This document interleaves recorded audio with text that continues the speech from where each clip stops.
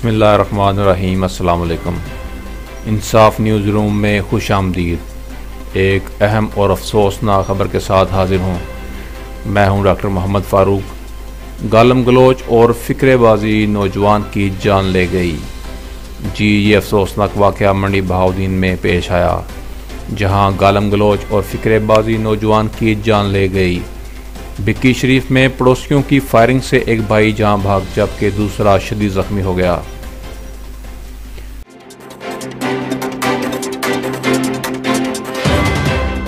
हमारे नुमाइंदे की रिपोर्ट के मुताबिक मंडी बहाउद्दीन के नवाही गांव भिक्की शरीफ में गाली गलोच और फिक्रे कसने पर गोलियां चल गईं, जिसके नतीजे में एक भाई जान भाग हो गया जबकि दूसरा शदीद जख्मी हो गया।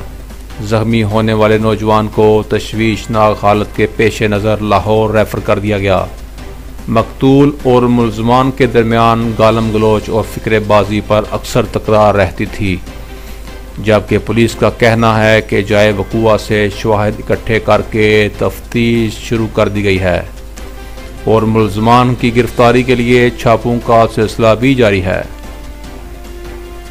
कैमरामैन मोहम्मद अरशद के साथ रिपोर्ट अनायतुल्लाह अंजम क्लेर, ब्यूरो चीफ इंसाफ न्यूज़, मंडी बहाउद्दीन।